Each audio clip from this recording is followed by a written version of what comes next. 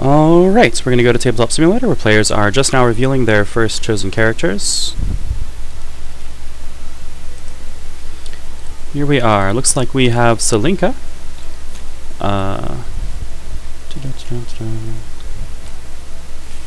Just adjust this a little bit. Frothi running Celinka. Frothi's team was Renea, Cammy, Celinka. ReggiesWaronEverything running Mole Knights. Reggie's team being Mole Knight, Platinum, and Clover. Alright. Seasons 2 and 3 versus Seasons 4 and 5. No season overlap between these two players. Alright, post coin toss, time to decide first player.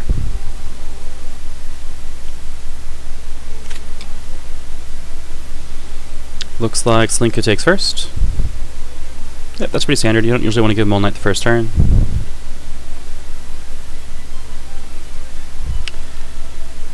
Alright, Mole Knight moles. Well, of course he does. His name is Mole Knight. Anyway, moles 5 out of 6. Celinka working on her mole again. Probably digging for transformations. Celinka is a Season 2 character, meaning she comes with transformations, cards which can permanently augment her abilities. Unlike temporary boosts, they are more like your character ability, well, being extended. Celinka has 3 transformations in her deck. Do they have references out? They do. Transformation replaces the boost area of the card. So you can see there's one on Switch Exorcism, one on Moonfall, and one on Moonflare. To get a transformation in play, you either hit with the attack, in which case you may transform it instead of adding it to your gauge at the end of the strike, or you can use an action to discard one of them and play the other copy.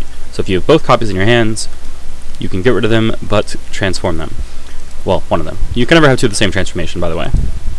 Or rather, 2 cards with the same name in your transformation area, technically. Celinka initiating with a strike. This is Moonfall, before Advance 3. So this is an above curve opener, kind of a fast dive. Mole Knight playing a pretty safe defensive focus, would have lost to the Moonflare.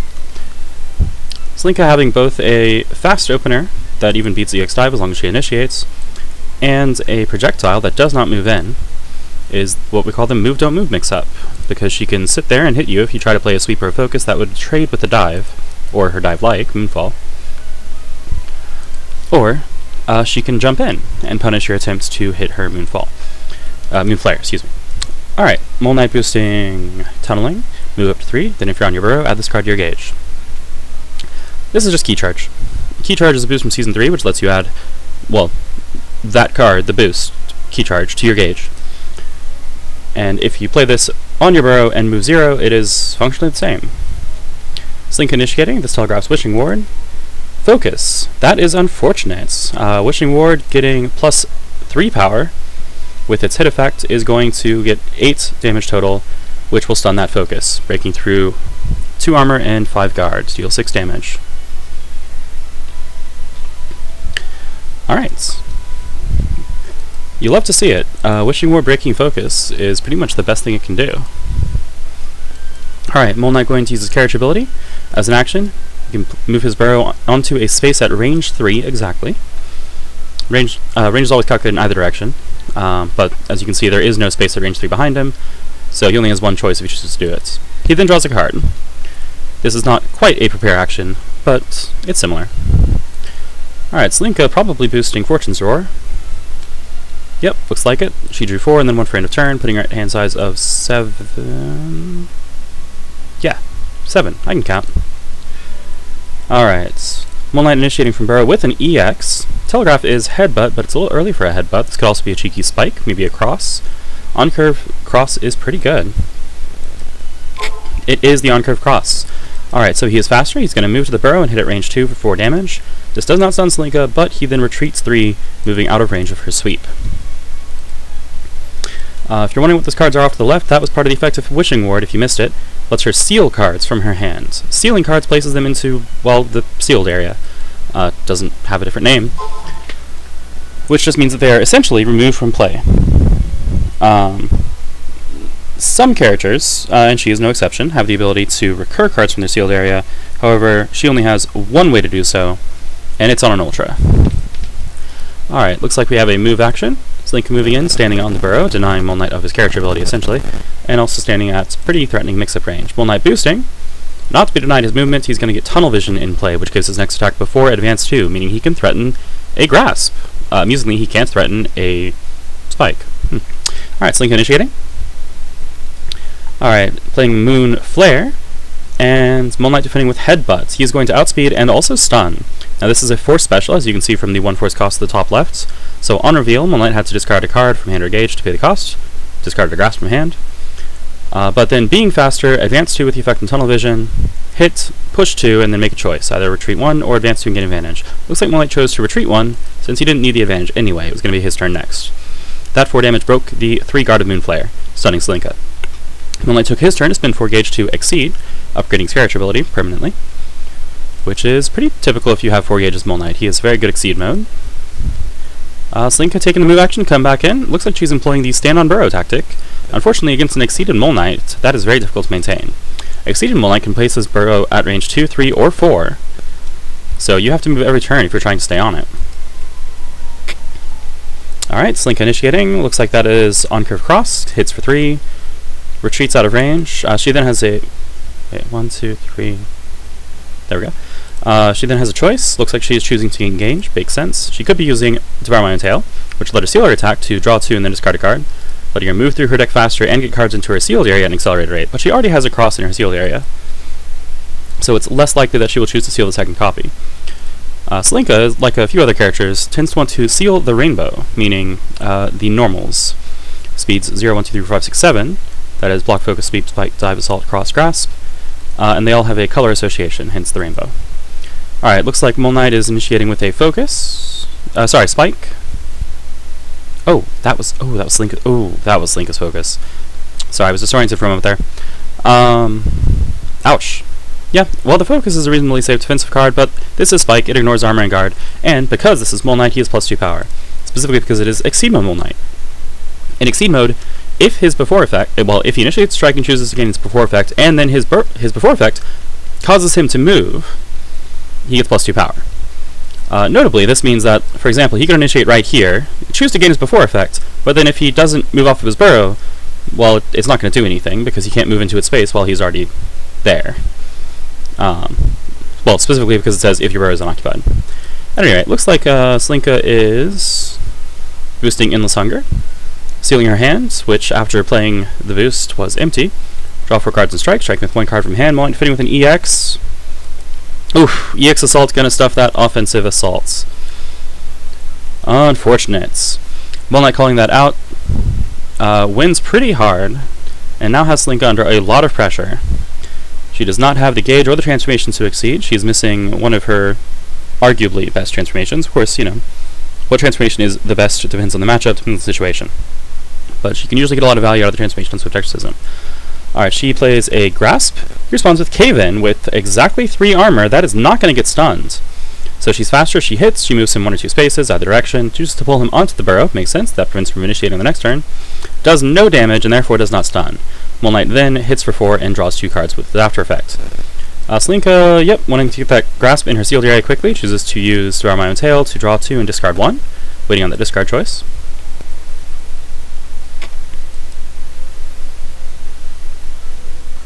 There it is. And now it's Moon Knight's turn. Celinka at 2 life against a character as tanky as Moon Knight. She is very good at comebacks, but this is going to be a rough one. Moon Knight playing Fierce, +2 power. Feels slightly excessive, but on the other hand, guarantees that another Speed 7 can push through damage to kill even Focus. Whoa! Celinka boosting her own +2 power. That is incredibly bold. Alright, Moon Knight EX attacking, telegraphing the card who's finally in, I cannot remember, the Speed 7. Which it is, that's EX Burrow Dig at Speed 8, with 6 power going to outspeed the defensive cross and hit for lethal. That is game. Alright, round 1 goes to... Oops! Round 1 goes to TTS for consuming all the characters and everything good in life. Close second, however, is Moon Knight, who takes the victory over Celinka. Alright, well that's game 1. Now since Moon Knight won, he is going to be out for the rest of the rounds. ReggiesWaronEverything must choose one of the 2 remaining characters that are not Moon Knights. Platinum the Trinity or Clover, both from Season 5. Since Celinka was not victorious, she remains available, and Frothi can choose from Renea, Cammy, or Celinka. Ah, I have a friend who runs a pretty similar team, actually. Don't think he runs Celinka, actually. Never mind. Alright. Well, that looks an awful lot like Renea. But what will Reggie bring to the table? That looks like Clover. Alright. Clover and his sister, Nirvana, are a rushdown grappler duo. A pair who fight together. In fighting game terms, this makes them a puppet character, which is to say that you are controlling your fighter, but also a secondary figure that moves around the arena like a puppet. Excuse me. Or maybe a muppet. Well, never thought too hard on that. At any rate, Nirvana, unlike most puppets, is very hard to move around quickly. She is the grappler. She's big, she's strong, she's scary, does a lot of damage, doesn't move around very fast. Second hardest to move puppet after Serena. Carl, the short one in this picture, can move her one space as an action, meaning it takes an entire turn, and you only draw one card, because of course you're just drawing for end of turn at that point. That's quite slow. Now Carl does of course have card effects that will move Nirvana around a little bit more efficiently and a little bit more quickly, but then you have to play those cards. Alright, Renea taking first. Incidentally, the value of Nirvana's position is not only that you can threaten the attacks which calculate range from Nirvana, which is quite a few of them actually, but also Nirvana's ability, which indicates that if the opponent is in Nirvana space or between Nirvana and Carl, meaning in the sandwich, or the blender, however you want to put it. I like sandwich. Sandwich is funny. Nirvana and Carl's specials and ultras have +1 power and +1 speed. The other effect on Nirvana's card basically gives the opponent the ability to disable her by hitting, well, not actually hitting, but by flipping her face down to her inactive side, instead of hitting Carl, which can potentially be very useful. It lets them build gauge, even if their attack wouldn't normally hit Carl, as long as Nirvana's in range. And it turns her off for a turn. By turn, actually, I mean a strike, because she doesn't flip back until the cleanup of the following strike, after the one at which she's disabled. Alright, Renea initiating on turn 1. This telegraphs Straight Fire, which is usually an unbeatable opener. Not strictly unbeatable in this matchup, but it is pretty much unstoppable. Where is Straight Fire? Excuse me? Oh, that's a boost. Oh, okay. I misunderstood. Okay, Renea placed a boost face down, then Carl initiated with a strike, then Renea played the boost. Alright. Apologies, I misread the board state there. Renea has the unique ability to play continuous boost face down, which is what happened there. Before she sets cards during a strike, she reveals and resolves her face down boosts. Well, not resolve, sorry. They're resolved when they're placed. She reveals her face down boosts and performs their now effects. So she played a boost. This is also a boost, despite being vertical. This is my confusion. Usually boosts are played sideways to avoid this exact situation. At any rate, so Carl initiated with Volante, and then Renea revealed Jujitsu and moved one space closer, allowing her spike to hit and stun the Volante. She did choose to hit, as we can tell from the 6 damage that was dealt. 5 from spike, +1 from Jujitsu. Alright, that caught us in what just happened. Now what's happening now? Well, Renea played another boost face down, and now Carl's initiating with an EX attack. This boost was fierce. The EX attack is, EX dive. That's exciting. This is a 6-power dive, which will not stun the sweep. However, sweep does not hit because of the effect on dive, which says if you move past the opponent, their attacks do not hit you. Renea technically put her discard in the wrong order, but it doesn't actually matter for her. She cares about her opponent's discard pile order. Alright, Renea prepares. So, Renea is now in the sandwich. Carl, comfortable with his position, is going to move Nirvana a little bit closer to be a little bit scarier.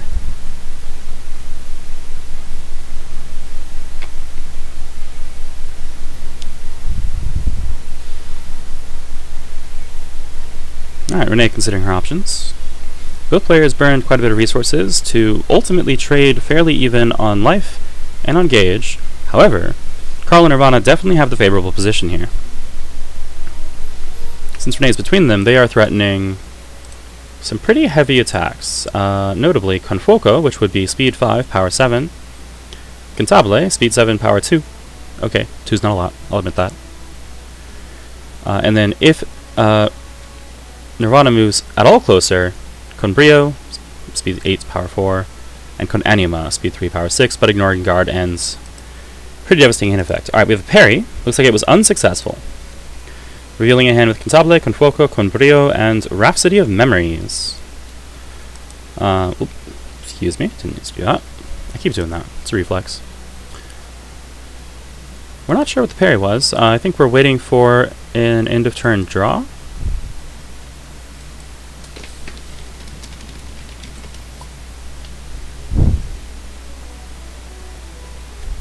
There we go.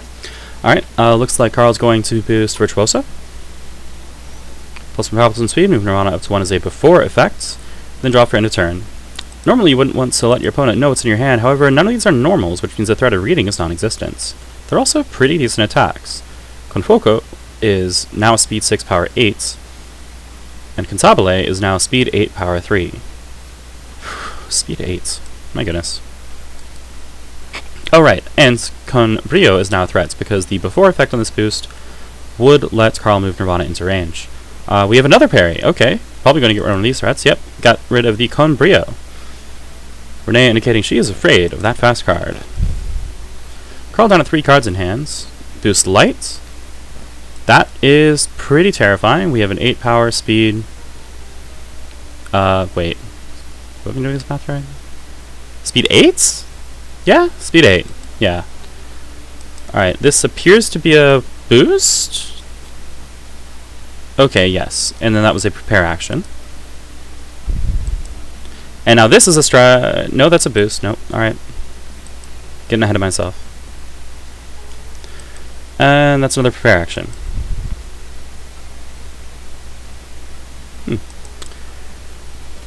If you've ever wondered why some people play boost sideways, it's because of characters like this. This and Equus, and other characters who can set their attacks face up. You want to make sure your opponent always knows whether you're setting an attack or a boost. We can presume safely that Frothi is verbally declaring these actions to Reggie to make them clear. Alright, another light coming into play, probably to set up a near unbeatable Conanima, or just to counter these face-down boosts, which remain mysterious. Renea attacks it. Yeah, so we can tell that Carl Clover has a ton of stats out, but we have no idea what Renea's stats are. Thank you, Renea, for turning those sideways. It helps a lot. Alright, we have Defend from Carl Clover. Another boost.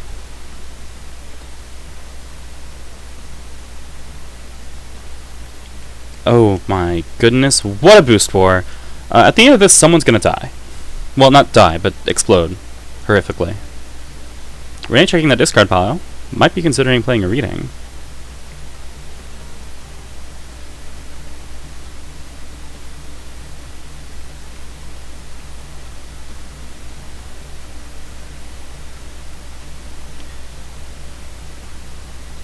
What'll it be, Renea?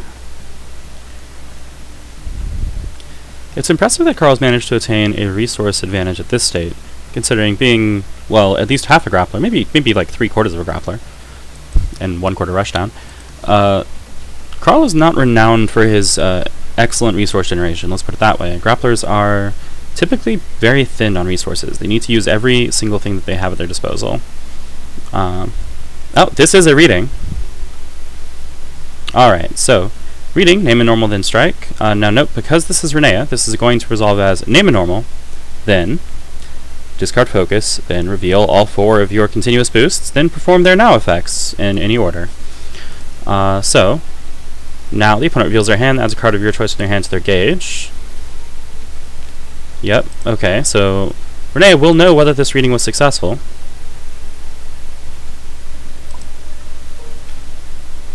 And it was not. Alright, so focus cross, Cantabile, Confoco, Conbrio, Conanima, Cantabile. Renea will also need to perform the now effect of Fake Out, and then set her attack.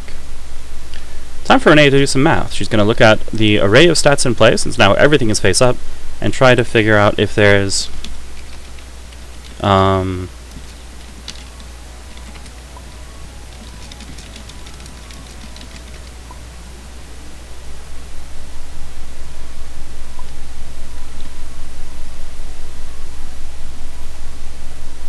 okay. Okay.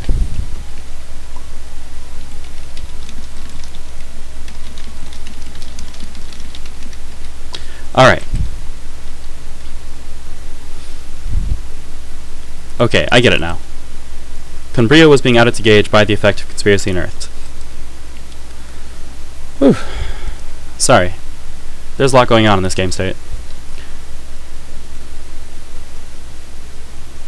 Alright. Well then, she sets an EX attack. And the call was assaults. So right now both players are actually even on speed bonuses unless Carl sets a special or ultra. Believe they both have yeah, +3 speed, and then effectively oof. There's a lot of stats here. Well, let's just see what happens. Alright, this is a speed mini Cantabile. EX Paranormal is going to get out to bed. Yep. Isn't it? Wait, hold on. No, it's not. 8, 9. Oh my goodness. Alright, hold on. 1, 2, 3. 1, 2, 3.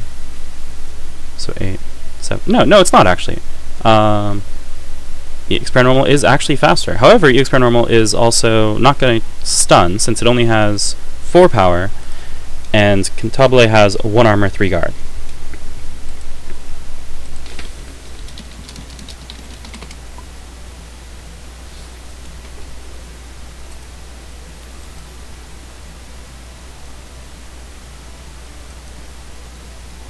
Okay.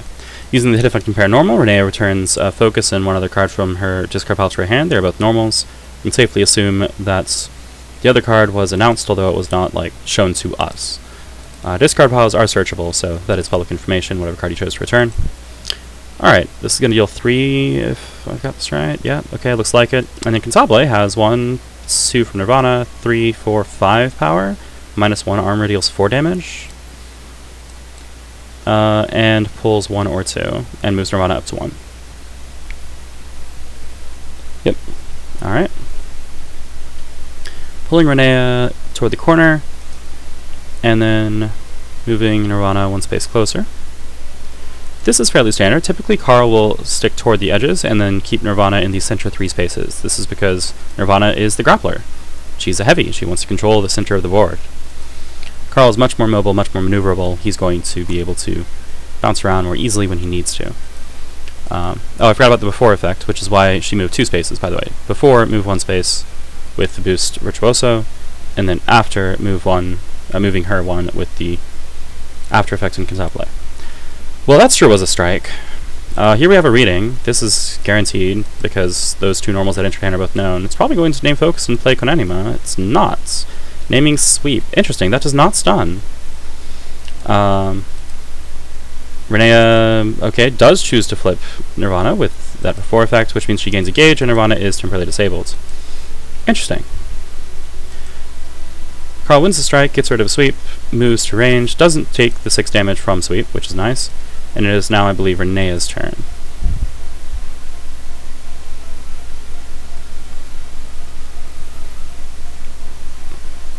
That seems right. Yeah, I think we're good. Alright.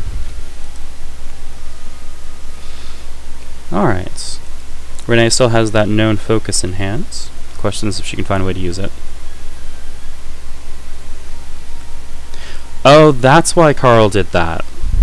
Get rid of all the known normals, and also win a strike. Sacrifice Nirvana in the process, but it might have been worth it.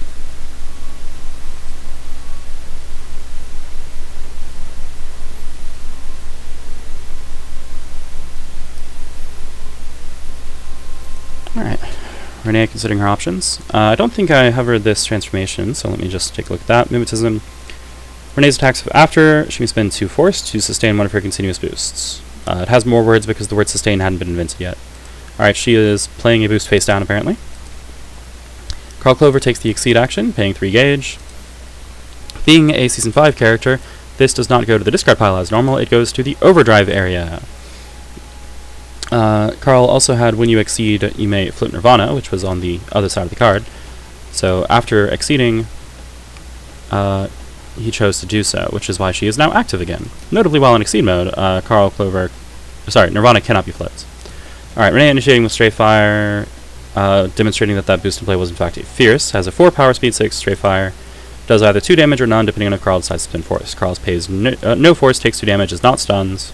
Renea retreats with her after effects, going to range 5, and gets another transformation in play. This one's pretty scary. Your attacks have hit if you have 2 more continuous boosts in play plus 2 power.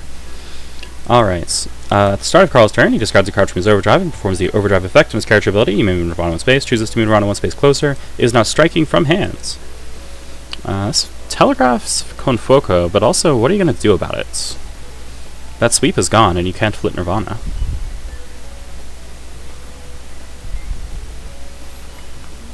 She can't hit Carl at this range faster than speed 4.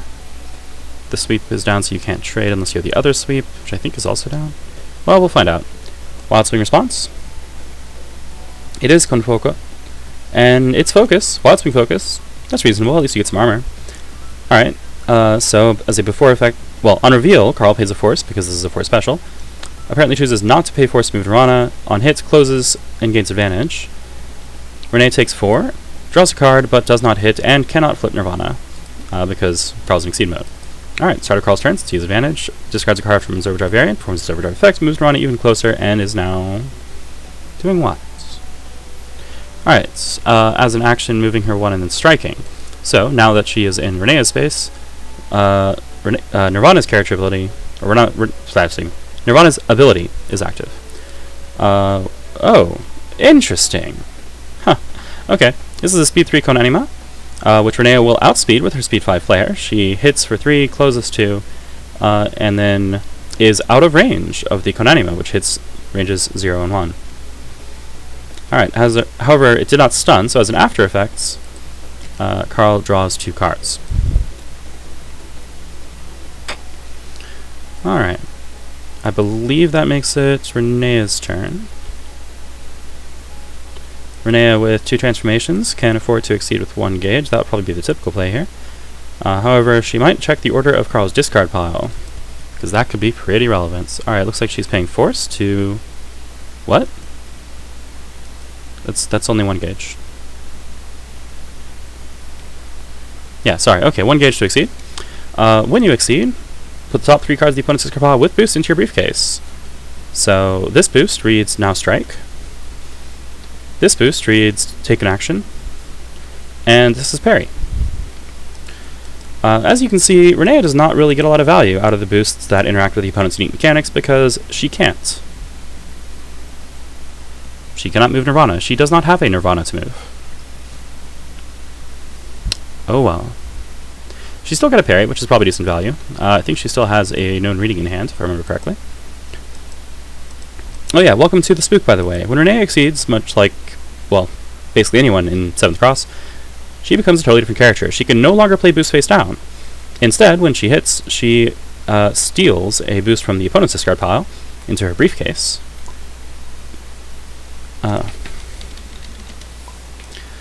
And then, once per turn as an action, she may boost with a card from her briefcase, and then take another action. Notably, this does not stack. So the boost that says take another action, and the effect of the briefcase that says take another action, just means you, well, take 1 more action, you don't get 2. Alright, with the overdrive, Carl moves Nirvana 1 space closer to Renea, flanked on both sides at range 1 here, and boosts Duet. Now Strike, hit if your opponent is in Nirvana space between your Nirvana plus 3 power. If Carl is faster than Renea, this is guaranteed to hit. Guaranteed to activate, I should say. Alright, Renea defending with focus. Looks like it is focus.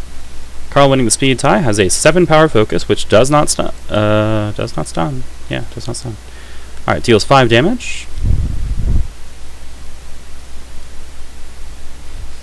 and then draws a card, and then Renea hits back for 4 and draws a card, or flips Nirvana, either way. Oh, sorry, 2, actually, 2.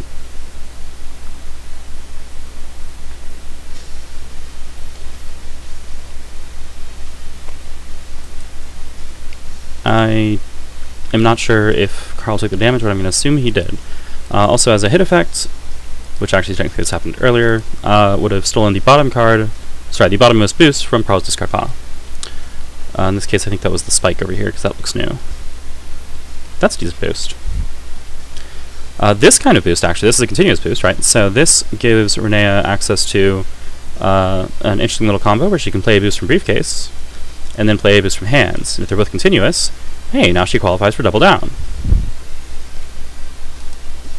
This is the natural combo, which lets you activate Double Down pretty consistently when you're in Exceed mode, as long as you still have access to continuous boosts, and you can steal them from your opponents. Also, if she starts to run thin on continuous boosts, she can use Mimetism to pay 2 force to sustain her boosts. So she's actually set up pretty well to take advantage of this Exceed mode. She just gets stuck with some pretty bad boosts.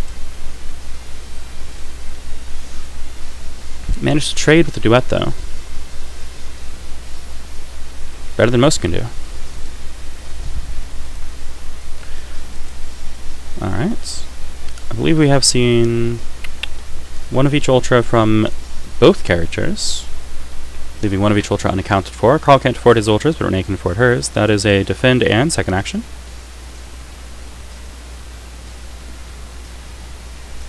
Prepare.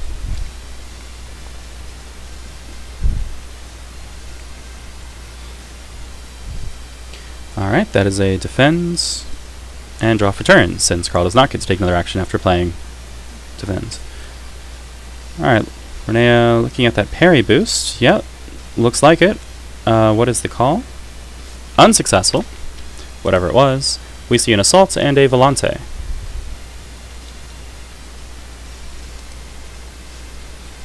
What would the typical call here be? Either the Ultras... Focus if there's one left. I'm not sure if there is one left. Probably the Ultra with Duet. That would probably be the typical call.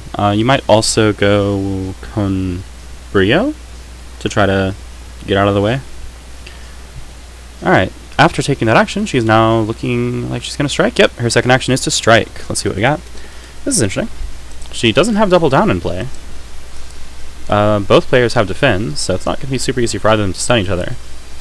So she could be playing Anticipation, or here's Assault. Okay, this is reasonable. Yep, so Carl hits first, does 3 minus 1 armor is 2 damage, does not stun. And Renea now has the choice to either flip Nirvana or not flip Nirvana. Either way, she does close too. And it looks like she is choosing to flip Nirvana. Hits for 3 and then has her after effect. Does she pay 2 forces to sustain the spike? Well, hold on, there's a hit effect first. Hit effect first. Yeah, there we go. Yes, character ability goes off. There's a hit effect. Okay, that's a much better boost. Looks like she is choosing not to sustain that boost. She gained advantage, so it is now her turn again. Yeah, that's a much better boost. Oh, wait, hold that thought. Okay, look at that thought again. Alright, Renea's fresh turn. Boosting Allegretto and getting another action. What will that action be?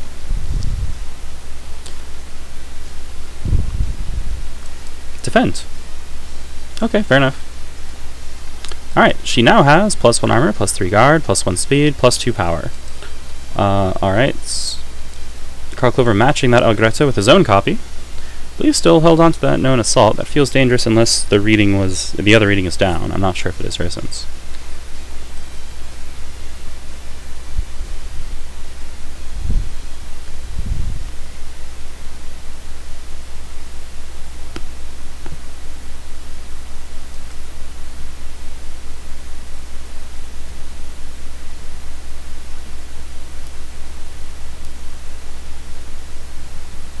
We have a tech. Yep. Choosing discarded continues boost from play. The exact wording of tech has varied very slightly over the seasons, but it means the same thing. Alright, looks like we have a Change Cards 1. Just desperate to get that normal out of hand. Change Cards 1 is worse than preparing because you still draw the same number of cards, but you now lose a card from hand. On the other hand, sometimes you just have to get rid of the known normals. Renea initiates with an EX attack. Looks like this is EX Lethal Force. That is brutal. Alright, speed 6 Lethal Force coming in over the speed 3 Letabolus Cantata. ReggiesWaronEverything gonna have to pay that gauge. That goes. Alright, so ignoring armor, this is 8 power. Push 2, and then if you have a continuous boost in play, retreat 1, and then 2 different after effects. Well, and her character ability, don't forget that. Yep. There we go. Preemptively deciding that she's going to transform that at the end of the strike.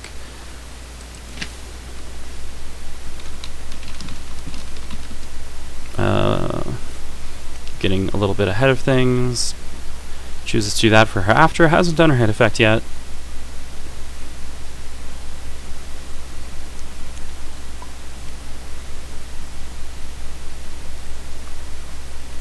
There it goes. Yeah, starting to do a lot of after effects. Okay. She now has tech in addition to other tools. Alright, and then she advanced one with Allegretto, and she paid 2 force, discarding anticipation to generate that 2 force, to sustain Allegretto. This is now terrifying. Alright, Clover prepares. It is Renea's turn. Well, if she really wanted, she could play Fine Tuning to strike with a before effect that does nothing, but it would give her 2 continuous boosts in play. It looks like she is striking without a second boost. What have we got? Straight fire at speed 7. Block. Alright. Well, that's not going to do a lot, so she'll either deal 1 or nothing. Carl can pay a force to gain extra armor for the effect on block, take no damage, or just take 1. Times like this, you have to ask yourself, how close together are...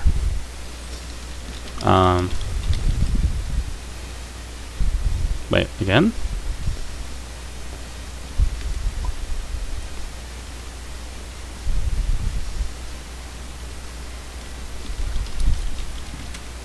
Okay.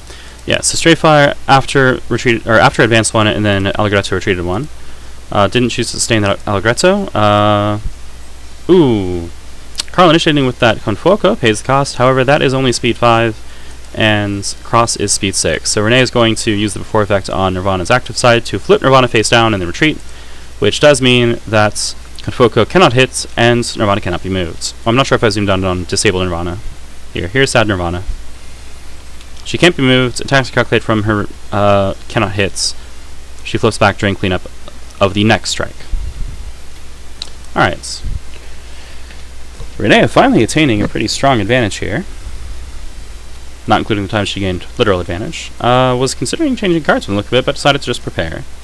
It's now Carl's turn.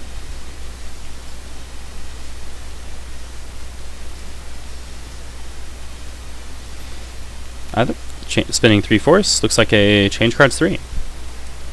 As a courtesy, Carl is going to tip that hands, revealing a cross con anima incansabile. Draw for a turn.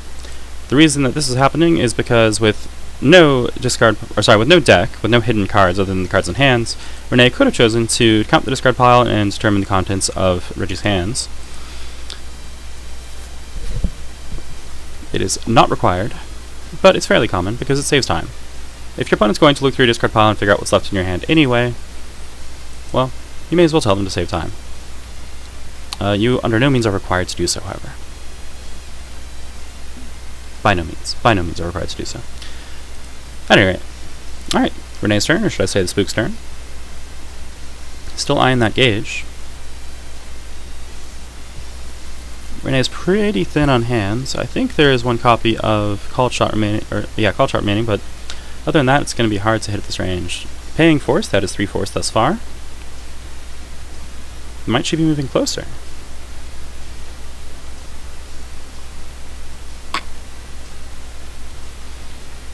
Four force? Why, yes, she just might. She moves to range 1. Draws for turn.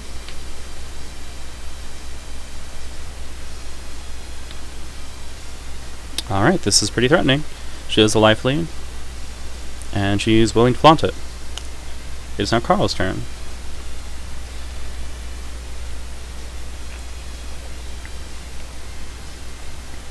Alright. That is Virtuoso, +1 power, +1 speed, and before moving Nirvana up to 1 space.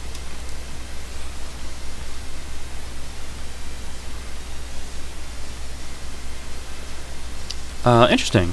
Renea runs. Usually we would see a tech and, but she decided not to boost from briefcase. She moves to the corner to keep herself out of the sandwich for whenever Nirvana comes back to life. I guess. Yeah, she did. Yeah, she did draw from the turn. Alright, Carl preps. Pass her turn back to Renea. Yeah, notably, this before effect does nothing while Nirvana is flipped. So, kind of looking like, okay, there's the tech. Alright, so tech and additional action. Yeah, kind of looking like Carl was hoping to draw the other Conbrio so that... Oh, there was Conbrio out here somewhere. Conbrio to boost it. Alright, Renea initiating with called shot. Yep, here we go. If she calls this correctly, she will deal lethal. Now, Carl is faster, so he misses and then retreats 3 spaces. I believe she still knows cards from hand. There we go. Names the Cantabile. Gains +6 power for lethal. Alright, game 2 goes to Renea. GG.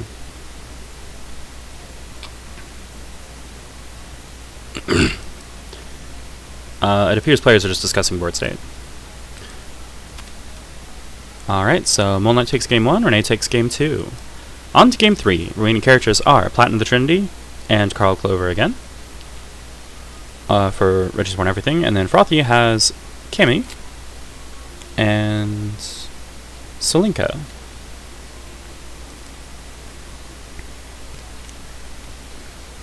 Alright. Platinum the Trinity and Carl Clover both from Season 5, Blaze Blue. Cammy from Season 3, Street Fighter. Celinka from Season 2, 7th Cross.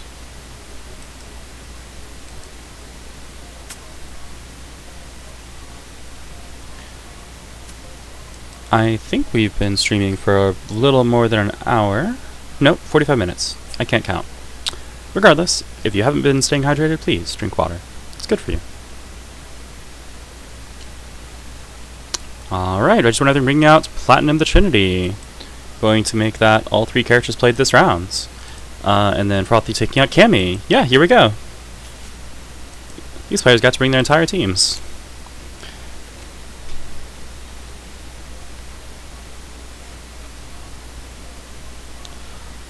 Alright. Having lost the previous game, Platinum the Trinity, although I guess Platinum herself didn't lose the previous game, technically speaking. Well, whatever. Reggie chooses who goes first. Chooses to go first. Cammy going second, of course, by process of elimination. Mulligan 3. Typical mulligan procedure for Platinum is to just send back any continuous boosts in hopes of drawing more instant boosts so that your character ability is more consistent. However, depends on the player. Notably, well, okay, I'm not a good Platinum player, so probably don't compare yourself to me. I don't do that, but I'm very, very greedy. Alright, Platinum boost defends. Yep, gonna get a continuous boost and play one way or the other.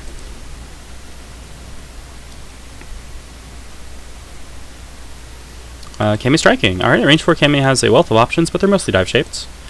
Oh look, it's dive. Oh look, it's Stream Sally. Alright, so she, Cammy being faster is going to advance 3 and hit for 4. Excuse me, yep, that's 5 minus 1 equals 4. Does not break the guard of 8s, and then Dream Sally hits back for 5. Alright, during cleanup, Platinum chooses to reveal the top card of her deck. Then, because it has an instant boost, she discards it. This is her character ability, by the way, affectionately nicknamed Wild Boosting. It's kind of like playing the top card of your deck as a boost. Dream Sally is engage. I assume that is a TTS glitch. And then Magical Missile from hand. Okay, plus before true 2. But yeah, Platinum's ability lets her play a boost kind of automatically at the end of the strike. However, if it only works for continuous boost. If you reveal an instant boost with her ability, it just goes to the discard. That's what happened just here with the cross. Then Platinum on her turn boosts Magical Missile, and now Cammy is initiating with a range 1 spike. Which will win the speed tie to miss. And then... Oh, no, that's not a speed tie. I'm looking at the wrong card again. Right, yeah, so speed 6 dive. Platinum chooses to retreat 2, then advance 3, and then reveals the other copy of cross for the character ability. At least she's consistent. Alright, that dive hit for 5, which stunned the spike, by the way. Alright, looks like Platinum then prepared. It's now Cammy's turn. Platinum coming out pretty well in these mix-ups so far.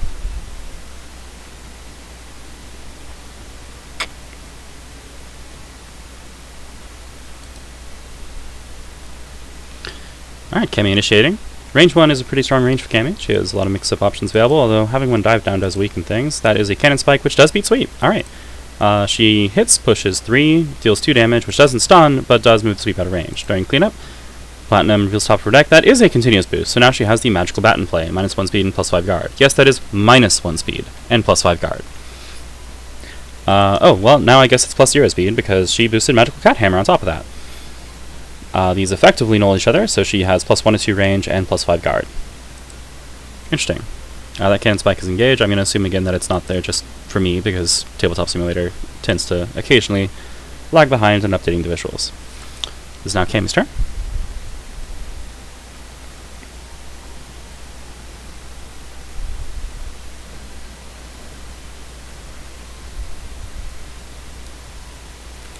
Looks like a move 3, getting into range 1. Discarding an Assault Sweep and a Spiral Arrow, I think. Pretty sure. Wasn't watching that close thing. Draws for turn. Ooh, Platinum initiating this Telegraph side. Ooh, Dramatic Sammy. That is going to annihilate that block. That is painful. Yeah, so it advances 2, so her minimum range of 2 isn't an issue, because now she's at range 2. Then on hit, she sustains one of her continuous boosts and gains advantage. Also, Dramatic Sammy has Ignore Armor and Ignore Guard, meaning block just gets wiped out. Yep, speed 1, 5 guard, Dramatic Sammy wins the strike. Platinum takes 4, and then during cleanup, Platinum decides to Wild Boost, gets Pico Hammer in play. Alright, she now has Cat Hammer and Pico Hammer, and it is her turn. Lots of hammers, dual wielding hammers, it's great. So, +1 to 2 range, +1 speed, +2 armor, and then a hit effect, which varies. I believe I just saw Platinum prepare, and Cammy do the same. Looks like Platinum prepares again, both players stepping back to reload. We're back at neutral. Platinum has an advantage. But is this really that much of an advantage? I don't know. There's a little bit of awkwardness here, because specifically Platinum can't really beat Focus except with the other copy of Dive, or with a other copy of Mammy Circular, I guess, or Cross. You know, Cross is always good. Cross is kind of unimpressive though. I could be wrong, by the way. This is just my off-the-cuff analysis. I'm probably missing some math somewhere. Alright, ooh. That is a Speed 7 Grasp. That was a Wild Swing against the Initiating Dive Kick. Cammy looking to get into range 1, where she can't be hit because of the effect on her Dive Kick. That's kind of interesting, because this after effect, which prevents attack range 1 from hitting her, well, wouldn't matter all that much, because Platinum couldn't hit at range 1 anyway. Alright, so the Grasp hits first, pulls 1, stuns Cammy with 3 damage, and then Platinum Wild Boosts to get Magical Bat. Platinum initiating, probably the Dramatic Sammy, which it is, going to take 2 and get probably pushed 3, yep. With the other copy of Cannon Spike. Sorry, can't talk today. This does not stun, but Platinum will miss. She chooses to advance 1 space, and then during cleanup, she discards a Focus on top of her deck, so no boost for her. I believe that was Platinum's initiative, so it's now Cammy's turn. Fair? Yep, Cammy finally taking back some mix-ups, but she's running a little low on cards. There are 4 cards in Platinum's Gauge, so she is eligible to Exceed, Reshuffle and Threaten Shining Layered Force or Astral, or play either of her Ultras that are not the Astral. It looks like she chose to prepare and then discard a card for end of turn. Getting rid of that block, that makes sense. Cammy initiating. Range 3 is mix-up range. What do we got? Dive Kick into, yep, Cured Out Typhoon. Speed 6 at range 3 is above curve, so Platinum played this quite confident that she would be able to be faster. Pays 2 gauge to pay the cost. Yeah, this is an on-curve dive kick, so she advances 1 or 2, advances 2, because, well, otherwise she wouldn't hit. Then for her after effect, she may place a card from her discard pile on top of her deck. This effectively gives her control over her next quote-unquote wild boost. She places Grasp on top of her deck, and then during cleanup, shock, surprise, lo, beholds. She discards the top card of her deck. It's Grasp! Now she has +2 power. Since Cammy initiated, it is now Platinum's turn. Oh, well, this is not neutral anymore. This is unambiguously not neutral. This is pressure. Platinum is +2 power, +2 speed, and before retreat 2, so she is threatening things like Spike and Dive and Mammy Circular, although actually I think both copies of that are down. She would be threatening Dramatic Sammy, however both copies of that are definitely down. +2 power, +2 speed is a pretty terrifying combination. We have a reading. Cammy chose prep, by the way. Reading and strike. What's the call and what's the sets? Looks like it was successful. Yep, calls across. Outspeeds it. So this is a 7 speed Mystique Momo. Platinum retreats too, as before on the boost, then chooses this to use this before effects to discard one continuous boost for +2 power for a total power of 6. She could have chosen to discard the continuous boost first, in which case she would not have been able to retreat and then would have missed and then gotten hit. So yeah, pretty obvious why she didn't do that. Did she decline to use her ability? Or did it whiff? I wasn't watching. Well, either way, her ability is optional, so no problem here. Cammy prepares, and Platinum initiates. Telegraph is probably Miracle Gene. Could of course just be an on-curve assaults, the other Mystic Momo, a block across, it could be just about any, well, it's not cross, both those are down. Could be just about anything, because Platinum wants her character ability. Oh, we have a critical cannonball, assaults. Alright. Cannonball is slower, trying to call out a slower move. That assault comes in, hits for 4, which is lethal, deciding the game, and deciding the sets.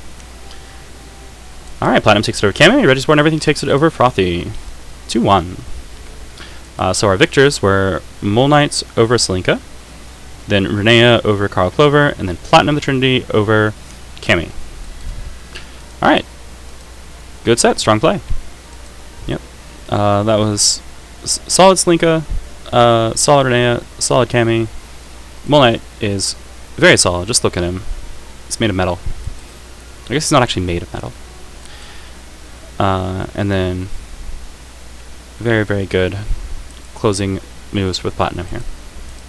Alright, well at this point I'm just rambling, so it's time to call it. Thank you all very much for watching. I hope you enjoyed. And let's see. What's our time at now? Well, regardless, I'm not sure how long that took, but drink water anyway, it's good for you. Stay hydrated, my friends. And till next time. Bye.